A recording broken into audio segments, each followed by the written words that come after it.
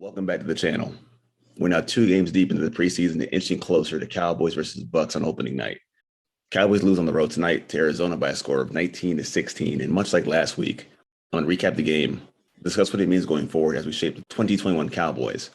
Also, like last week, I'll be joined by a very special guest.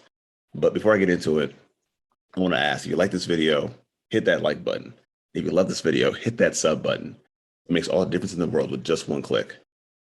Now, with that out of the way, I want to introduce a very special guest, a true friend and an absolute day one. He's a co-host of the ATB Cowboys pod, contributor at Cowboys Wire. Joining me is none other than Mike Crum. Mike, how you doing, man? What's going on, man? Somebody didn't call me CD Piglet. I'm shocked. I'm Mike Crum. Skywalker Steel does that too. Will, he calls me Mike Crum. Makes me feel good. I'll say he's formal, straightforward. Yeah. Formal. Because on the YouTube page it says CD Piglet, but he's like, our boy Mike Crum's on there. I'm like, thank you, Will. I appreciate you. I'll take that. Okay. All right. Well, now I feel official and professional, so that's good to hear. So most people know we've been on before with the ATB pod, several other things before, so they should know who you are. But for that 3% listener that don't know who you are, tell us about you. Tell us how you became a Cowboys fan and just your past and actually your current status with the team. Let us know. So in the beginning, it was Jimmy Johnson. I followed Jimmy Johnson in college. I also love Michael Irvin. Both of them ended up on Dallas. So I was, what was that? I was like 9 years old. And I followed Jimmy Johnson and Michael Irvin over and started watching them. And they went 1-15. And I was like, no, man, they're going to be getting. My best friend was a Niner fan. So we had that rivalry going. And we just kind of both became they were really good, and I had to deal with that. And then my team got really good, and I was like, here we come, man. And that rivalry between me and my best friend Muhammad kind of grew me into a super fan. And then we started whooping their ass, and we won 3 out of 4 Super Bowls. And 26 years later, we're like, what the fuck did I do? Part of me at the channel is PG. I'm sorry, I have a foul mouth. Don't worry about it. We know it's not for kids here anyway, so it's just fine. No worries about that. But tell us about what you do now with the ATV pod. Tell us about what you're doing now, actually, with Katie Drummond at Cowboys Wire. Just tell us about your current work now with the team. Man, I'm like a super lucky schmuck. So Paul underscore Ryan 15 on Twitter. Paul Becerra, a badass, man. He's the host. He kind of does everything on the pod. He sets it up. You did a lot of work on the pod. And then you guys just kind of have me on and I yap about shit because I can talk forever. And I guess, I'm kind of informative. So I'm kind of lucky there. You guys set me up. I try to hit home runs off of it. And it's been good enough to get me a platform. Like I've been on with Jeff Kavanaugh. We've had a lot of people on the ATV podcast, KT Fun Tweets, John Williams. I mean, Tad, you got Tad Prescott on the podcast. Like, how cool is that? As far as Cowboys Wire, KD Drummond, a lot of other people, Paul included, and KD came up with this thing that said, hey, we need contributors, and a bunch of people tagged me in it and was like, you need to do this, And so I sent in a thing saying, hey, I'd like a shot, and he had me do a few articles for him. He liked it, so he had me join as a news desk and as a draft guy, and I've just been pumping out work since, and I'm hoping people think it's good. So definitely know they have it going on their hands, Mike. So thanks again for joining me. And Mike, how can they find you on Twitter?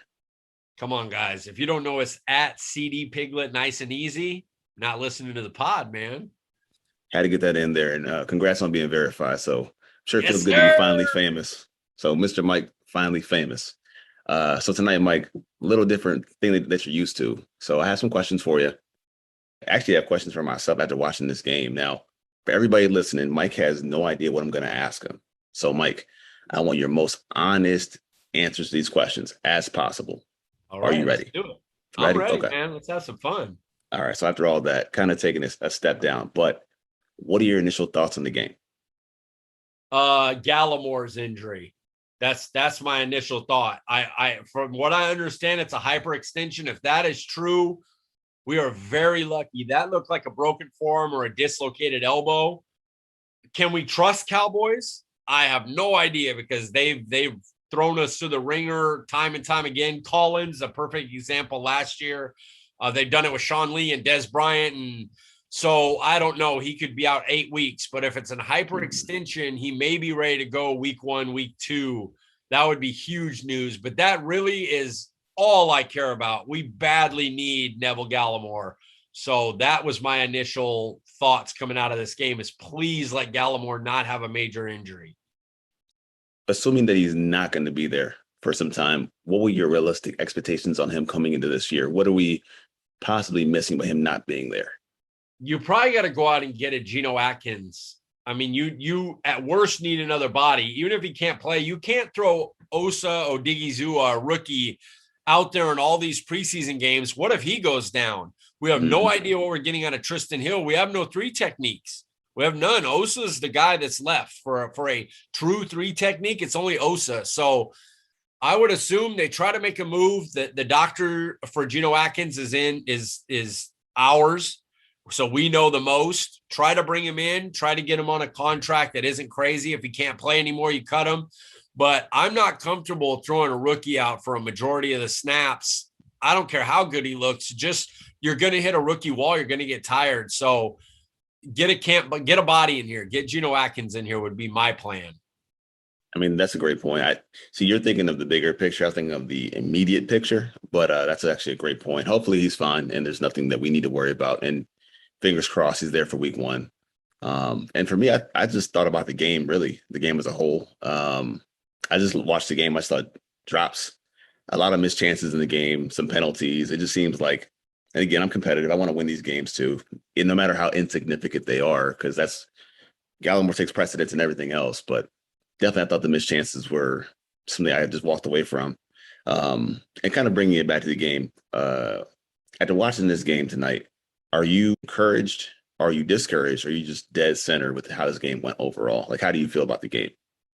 I'm pretty, man. I don't take preseason too seriously. I like to watch for certain things, but the overall game, I don't, because the way this works is right. So we have this thing, the Garrett Gilbert, right? This is storyline right now in Cowboys media. Garrett Gilbert, should he be the backup? Should we bring somebody in, right?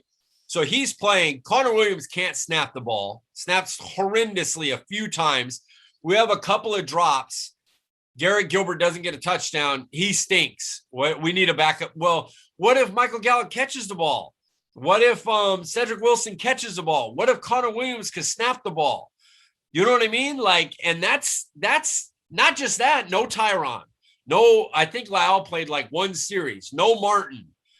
Connor Williams is moving to center. He can't snap. McGovern's a left guard. Like, would Gilbert be okay if he had everyone in that Dak's going to have? Would he be able to survive? When Dak's out 3 games, could he win you 1 of them? Maybe. I mean, is he really worse than Blake Bortles? Blake Bortles? Like, so I don't really get into the narrative stuff. You know me from the show. It's not my thing. So I don't take the preseason too seriously. I watch for who's getting snaps with what unit. I watch for stuff like I thought Bradley and I couldn't be blocked. He was unblockable tonight. Dorrance Armstrong looked really great, got a lot of pressures.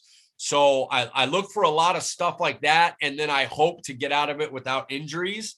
So I apologize. I'm going to leave the the bigger picture, or like maybe the thoughts on a preseason game to you, because I just don't. Wins and losses to me is, did you get out without a big injury? If you did, then you won the preseason game. Absolutely. Where the final score doesn't do it for me. No, that's fine. Actually, because you went there, I had this question saved for later, but let's talk about it. So on a scale of 1 to 10, how concerned should we be with the backup quarterback? Should we get a veteran behind Dak Prescott? Okay, name me the veteran. Go ahead. Name me the guy that's going to be this savior when Dak goes out that's so much better than Gilbert. Give me the guy that's out here. So, like I told Will last week, I said, whoever loses the backup job in Chicago is a viable option. I'm not saying it's great. I'm not saying it's fantastic options out there. If it was Dalton or if it was Nick Foles, whatever. And I'm not saying that. Now, I will say this, though, before you, because you're going to jump on me, which is cool. It's cool. I was going to say that I'm about a 6 anyway with it. And I think tonight changed some things. And like you mentioned with the drops, even not just not Gilbert, but also with Rush. Both of them I thought played pretty well. Given the circumstances, they both played pretty well. Like we can go out there and talk about how they played, and I could say it was one throw I think with Cooper Rush where he looked right, went back left. It was a fourth down to Michael Gallup, by the way, where he actually read the field to the right, flipped his hips, looked the other way. That's encouraging. That's a lot better than last week. And the throws were on time. So the quarterbacks did their job. So I do agree with you. I'm not saying we have to go get somebody, but if you felt better about it, yeah, it's probably Blake Bortles or something off the scrap heap, some trash. But you're pretty good with what we have, right? I don't hate the idea of getting Gardner Minshew, Dalton or Foles, but I just don't. I don't have if Dak's out, you're pretty much done. Like if Dak's out 4 games, will those guys win you more games than Gilbert will? Probably not. Gilbert will probably go 2 for 4 or 1 and 3 or 2 and 2. And I think Foles, Dalton, or Gardner Minshew would do this about the same thing. So I'm not, just don't drop the ball. Block well for him. Don't fumble the ball if you're Zeke. Play better defense. If that stuff happens, he'll split games, and that's enough. If we lose Dak for a whole season, it's screwed anyway. So what does it matter? No, not at all. I mean, that's kind of the way I look at it too. I don't knock on fake wood here, but Real. I appreciate that. But just hoping that Dak is healthy, and assuming if he does miss time, it's not substantial like last year. Because I think we know when he's out, the boat's sinking anyway. So that's perfectly understandable. Now to flip gears real quick. After tonight, is there anybody in your mind? Again, now this is the bigger picture for you again. Yeah. After tonight, is there anybody that you could say got some distance between them and the next guy? Anyone making their case to say, okay, look, I'm on pretty safe ground and I can chill a little bit. Any guy you think is now safe to make the roster from tonight? Anybody? He was already because of how he played special teams, but for the fan base looking at it, Dorrance Armstrong's on the team and they won't bitch about it because of how he played tonight. Like, understand he was already on the team. He was never not going to be on the team. But there's a segment of the fan base that would have been like, we need to play Carter or Anai, who played well. I thought he played great tonight. But there was other people that people were like, man, Dorrance Armstrong's been there 3 years, but they don't understand. He's a core special teamer. Like, he was on the team already. But they saw him get pressures all day. He was on Arizona. He was all over the field. So a lot of the fans will be like, "Oh, Dorrance Armstrong should make the team. He played really well." So that would be the guy that, yes, he was to us. We already knew he was going to make the team. But if you go on Twitter to the fans, people are going to be like, Dorrance Armstrong stepped up, man. He put a step. He's going to make the team now for sure. And me and you were sitting there going, well, he was already going to make the team. We already knew that. Yeah. Yeah. And what's funny about it is when I wrote this question up for you, I didn't expect so many guys in my mind that were roster lock could play this well. I didn't see it coming. It was kind of unusual in that sense because, these are your best players anyway, as far as depth goes. They're your guys who should contribute, should play well in preseason, but they actually did. And Armstrong's one of them. Urban's another one, I think, because to some people, they consider those guys as bubble guys. Like, I've seen this online. People think that Urban's a surprise cut. I never got that vibe either, but to some who needed to be convinced, I think those two guys, you can say, yeah, they're safe, especially now with Gallimore. For Urban, they're not going to lose numbers there, and they don't want to stretch him too far as a one tech. So, yeah, I say for sure he's one guy that I think is say, yeah, I'm safe tonight. I'm definitely safe. Flipping that question on the other side, is there anybody you think put themselves in danger of not making the team with the way they played tonight? Oh man, that's a good question. So I have one. So I'll go first on this one. You go first. Okay. All right. So I'm thinking it's Noah Brown. And the reason why I say Noah Brown, it's really based on Simi Fehoko as well. So Noah had some drops today, but Simi and how he was used, not just catching the ball to the middle and making those tough catches that Noah Brown's done for years, but also I saw one play where he was in motion, lined up tight in the formation. And you're X and O guy, so you can tell me if I'm tripping here. I know where you're going, the block. Yep. And it's been seen for years with Dwayne Harris, with Terrence Williams. And I think I heard it on the broadcast where I think someone called it. I was telling my son this. I heard alert crack, as if they knew what he was doing. I was like, okay, now they're using his body similar to Noah Brown. and he's a 4th-round pick, I believe. So now it's like, okay, yeah, Noah Brown's in danger. Do you have anybody else that fits that danger zone? I'd say, first of all, I want to jump on the Noah Brown thing because he is a special teamer. So the thing that gets me is I never thought Simi Foco wasn't going to be on the team because I thought they'd protect him. He just has too much size and speed. Mm-hmm. And their top 4 wide receivers have always been set. Cedric Wilson was always going to be the 4th guy. He's just too valuable special teams. He can play inside and out.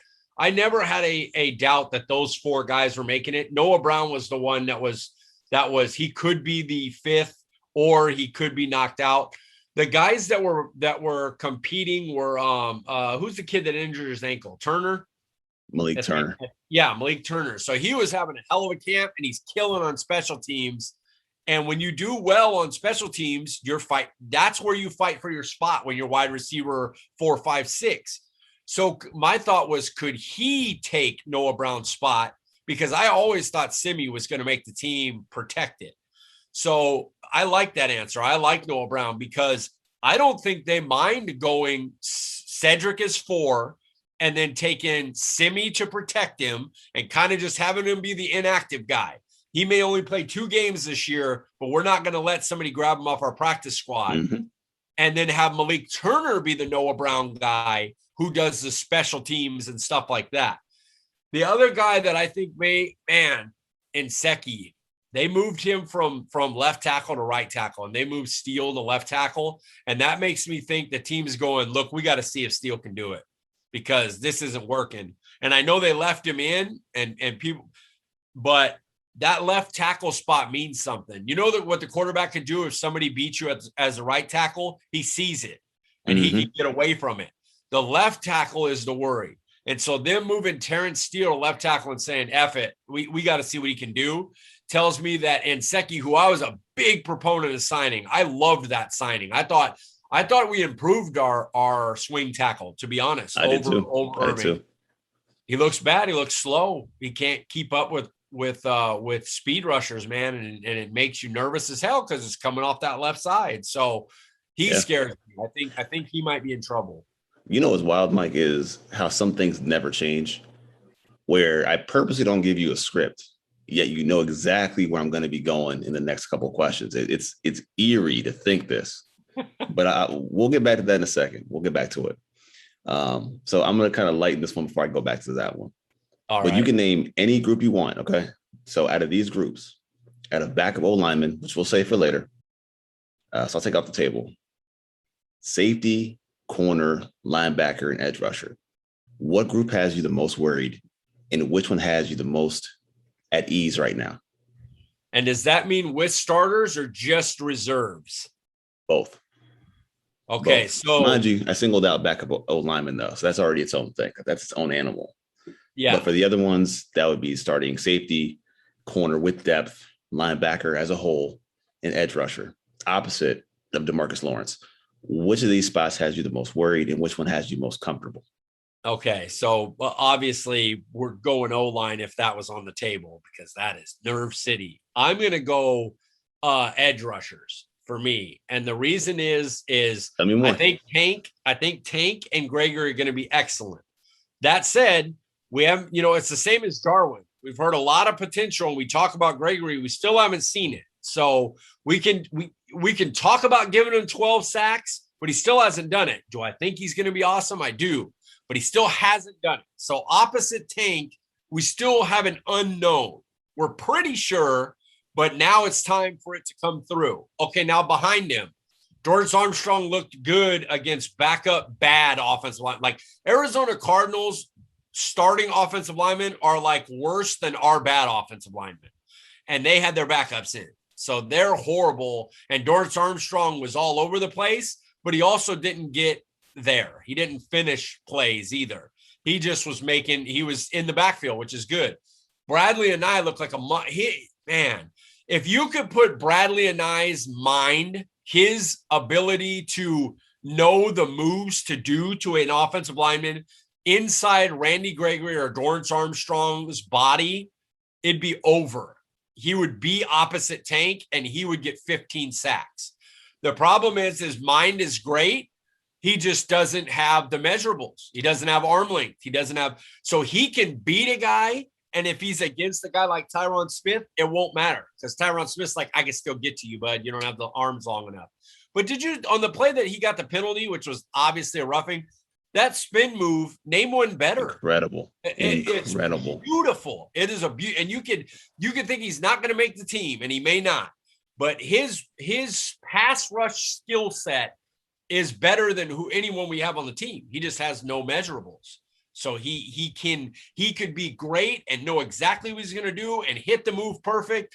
And he just isn't fast enough bending, and he just doesn't have long arms, and he can't get to the quarterback. He gets stuffed. So it makes it hard. So that's my area. That's my area of worry is pass rush. If anything happened to Tank, even if Randy Gregory was excellent, if anything happened to Tank, we'd be effed. He's like Dak. Like he's quarterback is another level. But if you go right under that, I put Tank ahead of Tyron Smith. We need Tank. He's got to be there.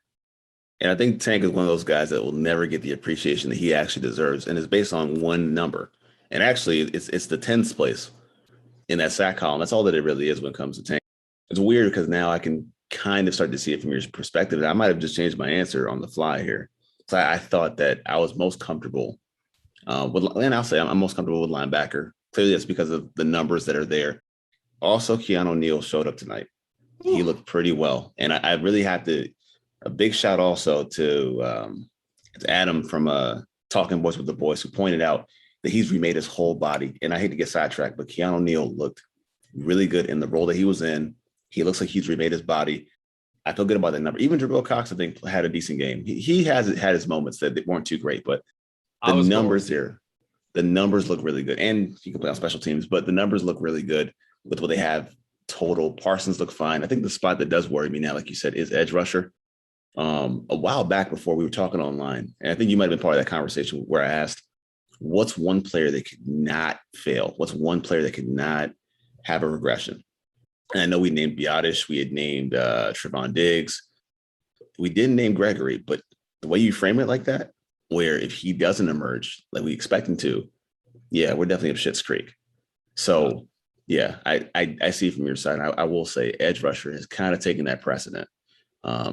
But now we're going to focus on the one that we can both agree to be worried about. So I'm going to ask you first, because you brought up Nsekhe earlier. Now, who wins the job at swing tackle right now if we had to pick? And who is going to be the backup guard center? I'll start with you. I honestly, I think Nsekhe's going to win. And I just think it's because they all stink. So they're going to go with the veteran. I think Terrence Steele will be a backup tackle, but I just think he's a right tackle. I don't know if they want to mess with him in year 2 after they took a year for him to like just get ate up all year. And now, like he said, he's like, all right, he's the backup right tackle. You put him in there and he's going to be okay. He's not going to be now you're moving him to left. Change all that. I just don't see it. Brandon Knight, I think I'd rather have inside. He just has not, and I'm a big Brandon Knight fan. If his article hasn't came out yet, I think it just came out. The player profile I did on Brandon Knight just came out. Big fan of his. I actually pump him up in the piece and I say a move to guard will be good for him. And if a bunch of injuries happen to him, he's stuck at tackle, we're going to be hurting. Josh Ball can't play. He's probably going to be an IR. So it's kind of by bad default that I think it's going to be Nsekhe at tackle.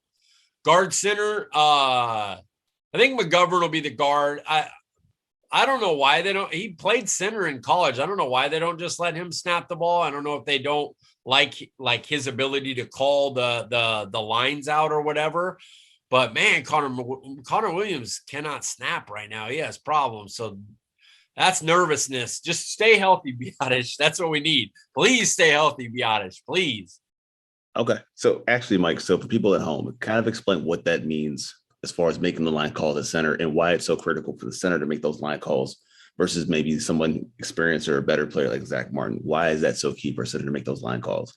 Okay. Well, for one, the reason it's key for the center to do it is he can get it out to the left tackle and the right tackle. Zach Martin from the right guard could make every call in the world. every time, every play, he can tell the center what it is. But it's going to be hard in a packed stadium in Philadelphia with it going crazy for him to get, or Tampa first week. Tampa's going to be going crazy. He's not going to be able to get that line call all the way out to Tyron Williams, Tyron Smith. It's just it's too far. So you want the center to be the one to do it. Travis Frederick was the best in the league at it. He was a genius. He was an engineer, was his thing in college. He's brilliant.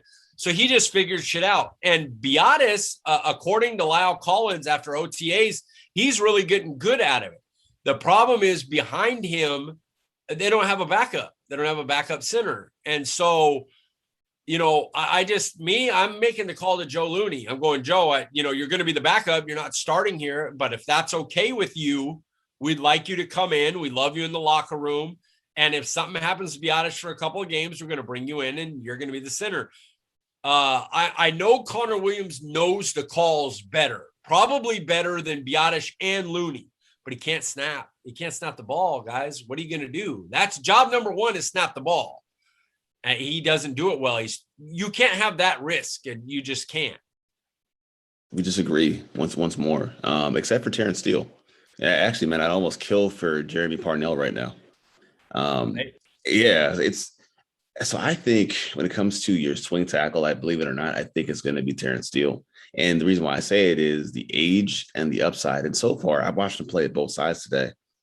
I didn't have any glaring complaints. And I know the guys for Arizona might not have been their best team. I understand it, but I thought he held up well. I went back and looked through OTAs. I looked through the training camp practices. I went back and I looked at the first game again against Pittsburgh. He wasn't a problem that I had at either place that he played at. When it comes to your guard center, I think the status quo makes sense to me too, as far as going with Connor McGovern. Why he doesn't snap the ball, I don't get it either. And the whole experiment with Connor Williams, man, I'm getting flashbacks of Phil Costa.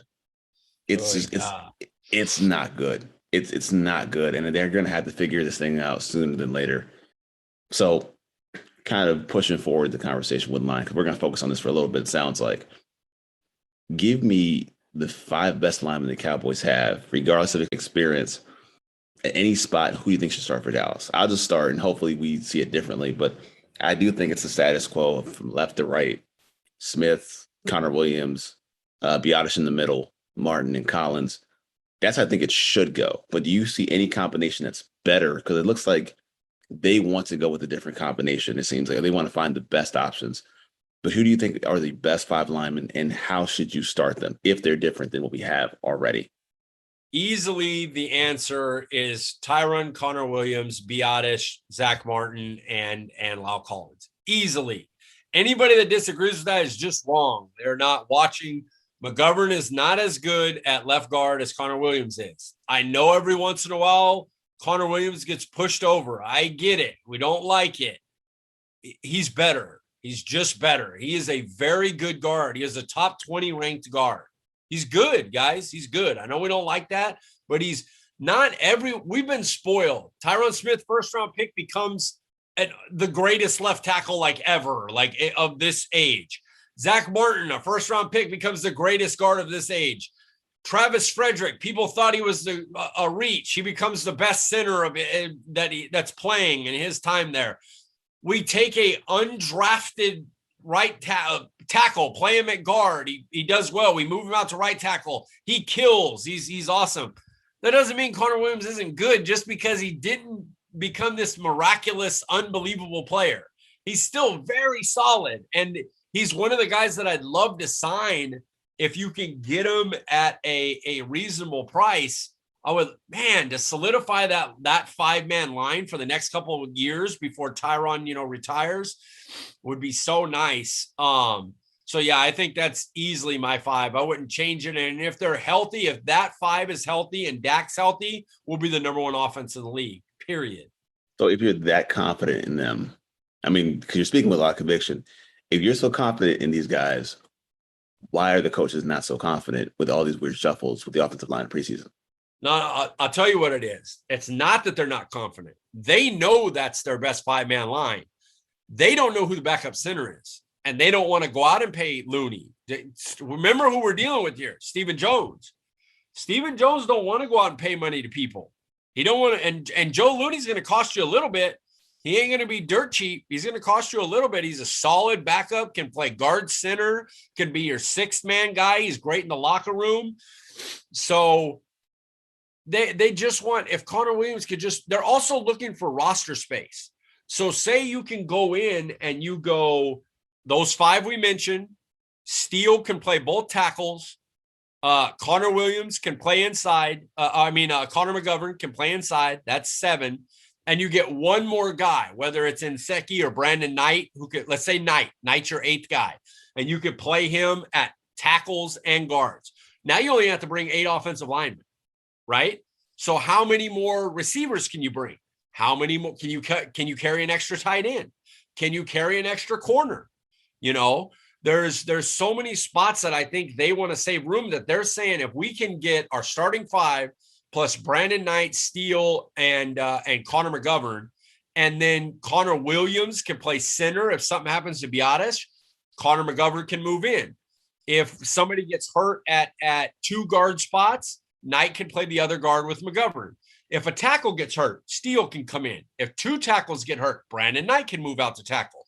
And it gives you 8 offensive linemen. And now you're sitting there going, okay, you know, we only had to use 8 offensive linemen, keep a couple on the practice squad to move up as necessary. And you're not bad. You know, you have a lot of open space. If you have to use 10 spots on offensive linemen, how do you keep 6 receivers? How do you keep 7 corners? How do you keep 4 tight ends? So I don't think it's as much about they're worried about the starting 5. I think they're trying to open up roster space and make sure Stephen Jones doesn't have to use any money. Okay, well said. All right, so flipping it to corners. Now I'll talk about corners for just a little bit. What do you make, if anything at all, what do you make about Kelvin Joseph playing for 2.5 quarters in this game? I love it. I think they want him to win the starting job, honestly. I think that's what they want. And I think they want him to do it quickly.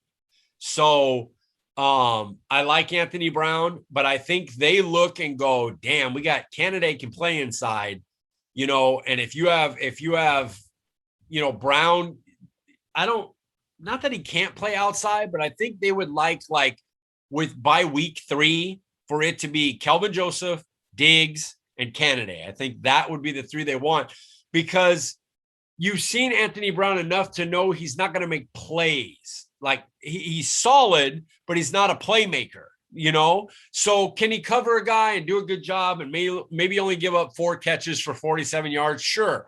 But we've seen Candidate make plays. We know Diggs is a playmaker, and they're hoping Kelvin Joseph can be as well. And he's shown a lot of ball skills, especially in Kentucky last year. He had like 4 interceptions, and forgive me if I'm wrong, but I think he had double-digit pass deflections too. I think he did, actually.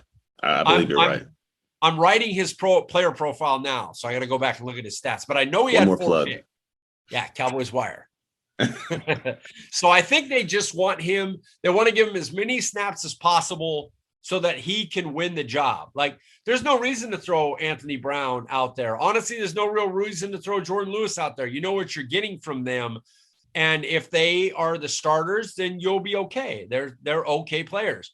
But these young dynamic players, they want them to build up quickly. They want them to be able to start quickly. So I think they're going to give them a lot of work in the preseason. So I initially thought the same thing, but then I realized something, because he didn't have his best game today. He had 1 penalty, hands to the face. He got beat deep on a play that I thought he could have competed for the ball. And I think there's one other play that he kind of gave up, and I was kind of disappointed. I think it was the play in the slot. And I'm sorry, it was the end cut in which he let the guy kind of go down, and he just stopped playing midway through the play. I don't know if it's carryover effect from the week of practice. I'm not sure.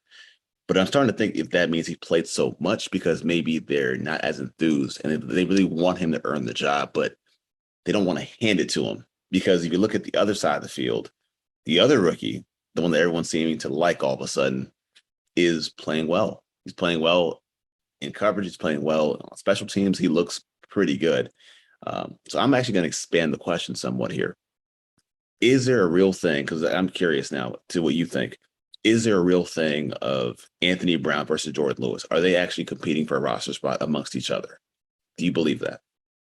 I don't, and it's only because as much as I said about Anthony Brown, I believe Anthony Brown's he's had a pretty good camp. He's had a pretty solid camp. And when you're a veteran, you've played slot and you're playing outside now. You have all that ability. You're very fast. Dan Quinn has said straight out he wants a fast guy opposite his power guy, which Diggs is more the power guy, which is funny because Diggs is pretty fast. Like, it's not like he's slow, but Anthony Brown's fast. So I think what's going to end up happening is it's probably going to be Brown and Diggs outside, and then Canada and Lewis are the ones battling for the slot. And I think the young guys will get in there. I think Nahshon Wright's going to be given a redshirt year, a lot like Jabril Cox, I believe will. Not that they won't play at all, but that they, you might play a game or two, but we don't really want you out there getting exposed. We want you building in the weight room. We want you learning, and we'll get you out later. Kelvin Joseph's not going to get that. He will play. He will come in and he will play snaps outside. He will take AB's spot a few times, even if he's not the starter. He will play outside in probably every game, a handful of snaps, because they want him to take the job. But I think it's going to start with AB and Diggs on the outside, and then Jordan Lewis and Canada will be in a battle for who takes the slot. So it's funny because I had it different.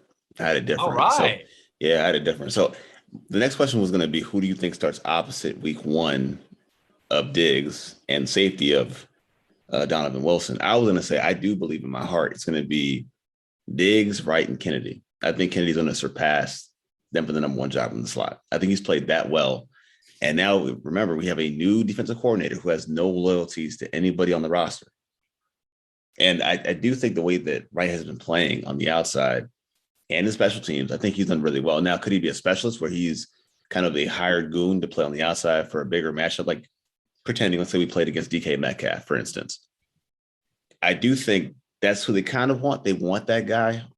I think he's earned the right to get playing time and maybe even start. Like, I feel most encouraged by him. So I do think it's those 3. A little unconventional, but I think it's those 3. And I do think they're competing for a job, the slot guys. I think one has the edge because he can play outside somewhat, but I think they are, in fact, competing for the job. I will answer this question. I'll let you take it for safety. But I do think as far as the opposite player of Wilson is going to be KZ. It's just with Hooker, I'm not hearing anything. It's kind of discouraging. It's very, very quiet. And I think they are giving Mukwamu a bunch of chances to play to see if he can do something.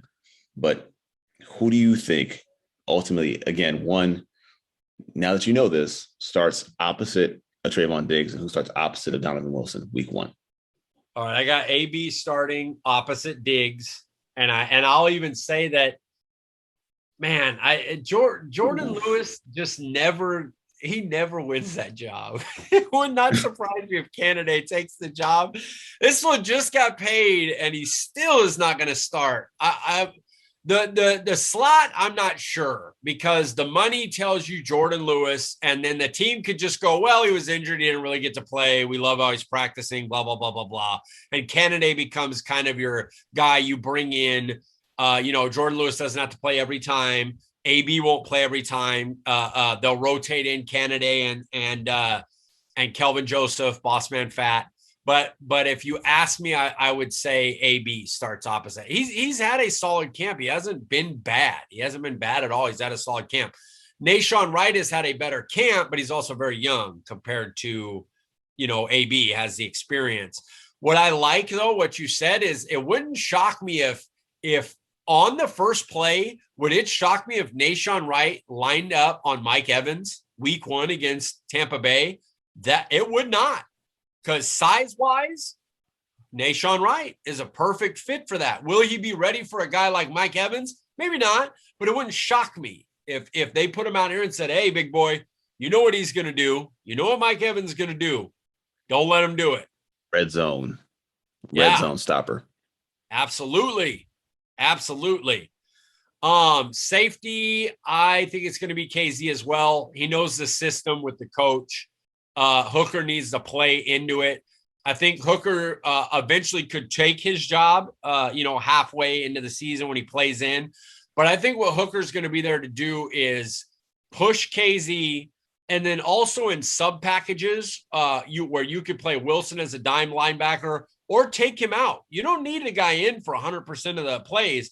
3rd and 15, let Wilson go out and play Hooker and KZ on the back end. They're better at covering their half of the field, and try to take away the outsides and let the corners go for turnovers. Because if you have Hooker and KZ playing over the top, two people who have shown they can make plays on the ball, now your corners can be aggressive underneath. So the idea might be Wilson and KZ are your starters, and then in sub packages, you get those defensive playmakers on the back end that could open up play for your corners to go and make plays. And we know Diggs can. Boss man has in college, so I think that's going to be more of a plan. I'm with you on KZ. So question I have now about the man at the controls, Dan Quinn. How much do you think Dan Quinn has already shown in his arsenal? How much have we actually seen? And then we don't have the benefit of all 22 film, but how much do you think we've actually seen of what Dan Quinn has to offer so far? I honestly don't think much, because the first week they went a lot of 3-4 to get certain personnel packages out there to like, hey, we need to run some of this. We need to show this on tape. And then this week they didn't do as much that I noticed. I didn't notice as much of that, so I think he's being smart. You're not going to play a lot other than vanilla, because we play the Cardinals this season. So it's going to be super vanilla. You don't want to show anything. Like, you don't really even want to show any of your blitzes, anything like that. So I don't think he's shown much. If you look, they haven't, gone crazy with Parsons either. Their pass rush has been pretty. Dorrance Armstrong and Kamara, their guys in the middle have just been cloggers. Hey, just clog it up here. Let the linebackers run around. So if you watch, it's been a lot of linebacker play. Parsons running to make plays. LVE running past Jalen to make a play, which was just yikes. It was so bad. Man, he's playing middle linebacker, and he beat Jalen to the ball on that play where it was a fake, like a quarter. You didn't know if it was a run or not, and they tossed it out. Just ugly. But not the pile on. Not the pile on. I'm glad you're here so we can exchange ideas. What happened on that play with Jalen Smith from a technical standpoint? I'll tell you what I saw, but what did you see from a technical standpoint? I think he saw the fake and it paused him for a second. And then he saw the running back going out and he said, oh shit, I got to get that guy. And then LVE was on the other end and saw it too. And he ran to go get him as well. If my thing is, Jalen's guy had to have been the running back, because why have LVE so far over after the running back? And then if Jalen's responsibility was the quarterback, why didn't he attack it instantly? Because if that's your job, you should be on attack mode. Jump to try to block the pass. Go try to make a play. And then don't worry about if LVE's going over there. He also never looked to see if LVE was coming. So it's not like he paused and said, oh shit, LVE got faked. I'm going to go cover this guy. No, he waited, hesitated a second, and then said, shit, I got to get out there. But his change of direction so bad that LVE 3-4 yards over more beat him over there running to that play. I really like Jalen the person, but he just doesn't move fast enough to be a good football player right now. I agree. I mean, when I first saw it, I knew it was going to go viral. As soon as it happened, I checked my timeline. This is going to be a thing to talk about today. I saw it. And from what I saw was he kind of took like a hop step. Like he came to like a jumping stop. He focused on the quarterbacks and actually let the running back cross his face. So as soon as that happened, you knew he was already outflanked. Didn't matter what was behind him. And like you said, it couldn't have been Leighton's assignment. So yeah, I agree with you. I think there's a problem there. But we're going to talk about Jalen Smith probably the entire season, I think, sadly. But bringing it back to Dan Quinn and how he's been able to deploy his players, I think you're 100% on the money as far as he did scale it back. I think this week, yeah, he scaled it back some. We saw a lot of things. And this is why I'm glad you're here, so we can talk about these X's and O's and these fronts and alignments. I do think it was more simplified. That being said, my concern over the offseason was the amount of pressure that's sent. How many blitzes do we actually see? I think he's been dialing it up a lot actually in the preseason. They may be basic blitzes, they may not be overly complex, Yeah. but the regularity's increased. I think it was one throw where, I mean, they were on Shrevlin, the quarterback. They were on him so fast out of the blitz that he had nothing to do with chucking it up in the air. Almost threw a pick to right based on that. So I'm actually encouraged. So when people say it's vanilla, it's to me as an outside observer, not maybe the most sophisticated film person. It's less vanilla than you think. I'm definitely encouraged by what we're seeing so far. And Mike, before I get you out of here, last question. Rate this game from an A to an F. Give this game a grade. Oh, pre-Danucci or post-Danucci? It's the whole thing, man. Pre-Danucci, B+. Once Danucci, and the funny thing is they scored a touchdown with Danucci, but he's just so bad. My Lord, he can't play. He's one of the worst players I ever seen like play in it, even preseason. He's one of the worst I ever seen. So I'd say B+ with before Danucci came in, the last quarter in a minute, I would say it was a D.